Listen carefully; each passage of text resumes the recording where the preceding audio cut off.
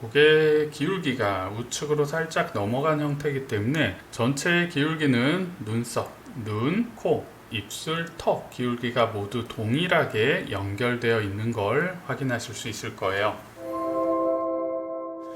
안녕하세요. 더그린 김주환입니다. 오늘은 연필을 이용해서 인물 스케치를 한번 진행을 시켜보도록 하겠습니다.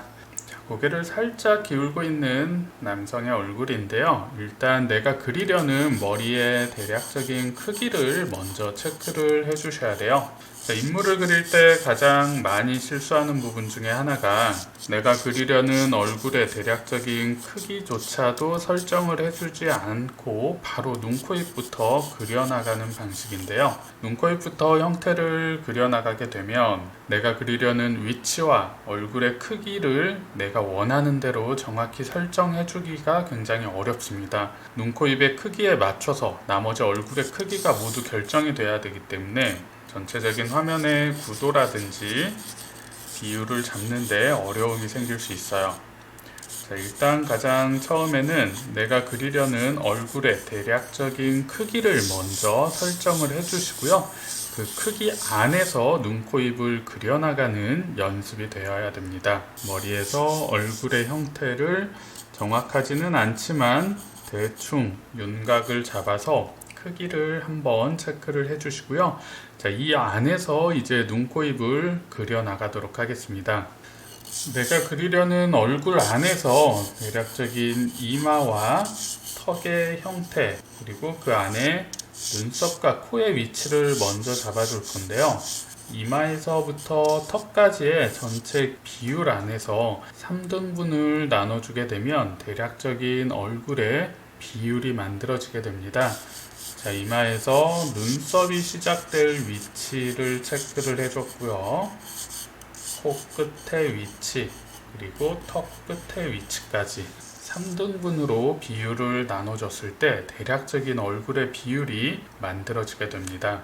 고개를 약간 좌측으로 시선 방향을 틀었기 때문에 얼굴의 면적은 코를 중심으로 우측의 면적이 훨씬 더 넓어야 되고요. 좌측은 좁아지는 형태의 비율을 정확히 만들어 주셔야 됩니다. 눈썹의 위치에서 조금 아래 눈이 들어가야겠죠. 눈썹의 대략적인 위치가 나왔다면 그에 맞춰서 눈의 위치도 가볍게 체크를 해주시고요. 좌우의 눈의 위치를 아주 대충 잡아보는 거예요. 일단은 정확한 형태를 그린다는 느낌보다는 대략적인 눈, 코, 입의 위치를 찾아 나간다고 생각을 해주셔야 됩니다. 처음부터 정확한 눈, 코, 입의 형태를 쫓아가다 보면 큰 비율을 틀리는 경우가 굉장히 많습니다. 코가 들어갈 위치, 그리고 입술이 들어갈 위치도 가볍게 체크를 한번 해보고요. 귀의 위치는 눈썹에서 코끝 정도에 맞춰서 귀가 들어간다고 생각을 해주시면 돼요. 대충 크기와 위치를 먼저 체크를 해주신 뒤에 정확한 형태를 찾아 나가도록 할게요. 이제 처음에 대충 잡아놓았던 형태의 비율에 맞춰서 눈, 코, 입의 형태를 조금씩 구체적으로 다듬어 보도록 할게요. 좌우의 눈의 형태는 서로 대칭의 위치가 맞아야 되기 때문에 양쪽의 눈은 항상 함께 그려나가시는 게 좋습니다. 기울기를 정확하게 이제 체크를 해주시면서 눈썹에서 눈까지 떨어진 거리와 눈의 기울기도 정확히 체크를 해주시고요. 눈의 위치에 맞춰서 콧대의 형태도 가볍게 체크를 해보도록 하겠습니다. 처음부터 정확하게 똑같이 그리려고 하지 마시고요. 전체적인 형태를 대략적으로 체크하시고 조금씩 구체화 시켜나가는 과정이라고 생각을 해주셔야 돼요. 코를 그렸으면 코에서 내려오는 인중의 위치도 체크를 해주시고요. 그림자가 조금 강하게 만들어지는 형태를 확인하실 수 있을 거예요. 그림자의 형태도 가볍게 체크를 해주셔야 돼요. 입술은 살짝 치아가 보이는 정도로 벌리고 있죠. 아직까지는 이미지가 닮게 만들어지고 있는지 구체적인 확인이 어려울 거예요. 하지만 눈, 코, 입의 위치와 얼굴의 기울기 등 기본적인 얼굴의 정보는 충분히 전달이 되고 있죠. 머리카락의 형태도 가볍게 위치를 찾아주세요. 이마와 머리카락의 면적의 비율들을 지속적으로 체크를 해주시는 게 중요합니다. 턱선의 라인도 조금 더 정확하게 비율을 찾아 나가고 있어요. 자, 커다란 비율과 위치가 나왔다면 지금부터 이제 닮게 그리는 과정이라고 생각을 해주시면 됩니다. 시선 방향을 결정해주는 눈동자의 위치도 잡아주시고요. 쌍꺼풀이 굉장히 진한 눈이죠. 쌍꺼풀의 형태도 이제 함께 잡아 나갈 거예요. 선을 너무 진하게 쓰지는 마시고요. 최대한 얼굴의 이미지가 닮게 표현되기 전까지는 연필선은 가볍고 부드럽게 사용을 해주시는 게 좋아요. 계속 수정 작업을 이어나가야 되기 때문에 처음부터 너무 확정적으로 형태를 강하게 잡지 않는 게 좋습니다. 자, 반대쪽 눈의 형태도 만들어 볼까요? 위쪽에 쌍꺼풀 형태도 체크를 해주시고요. 자, 눈이 가지고 있는 기본적인 이미지의 특징을 전달시켜주고 있어요. 아주 작은 부분의 표현이라기보다는 큰 꺾임 그리고 그림자의 형태 등을 만들어주면서 사진의 이미지를 조금씩 표현하고 있습니다. 코끝의 덩어리 표현 그리고 콧볼의 형태도 조금 더 구체적으로 다듬어 주시고요. 안쪽에 보이는 콧구멍의 형태도 정확히 잡아 주셔야 돼요.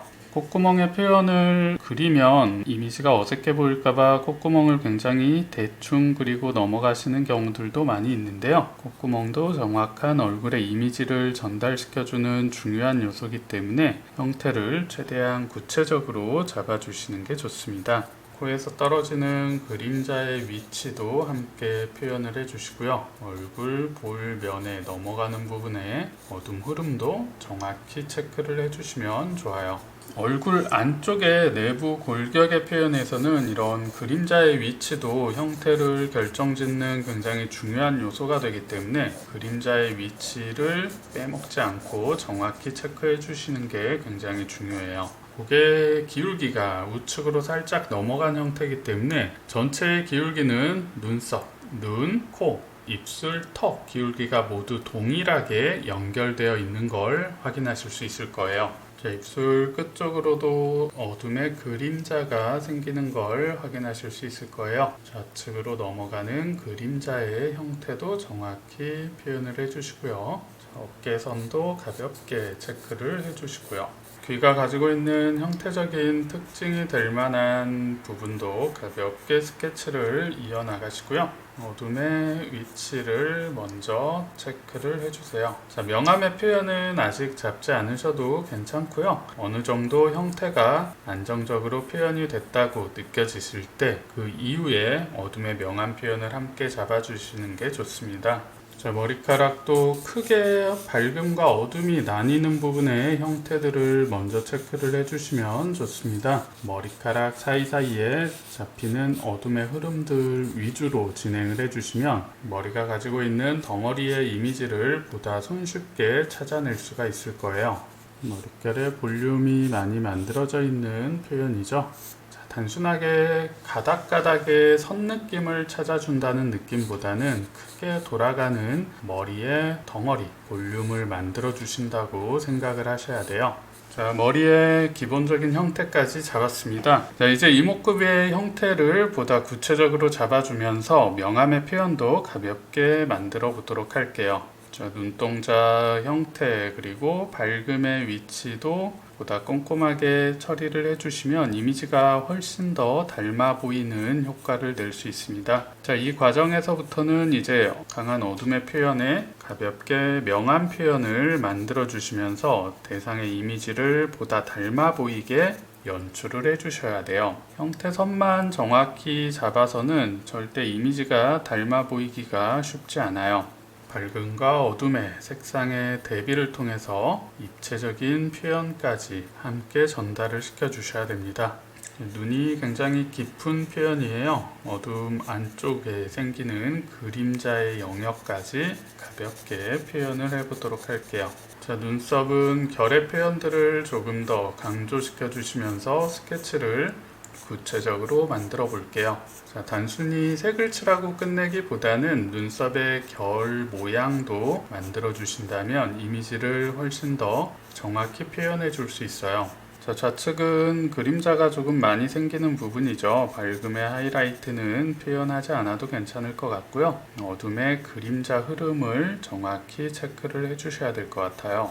크게 생기는 그림자의 표현을 함께 만들어줬고요.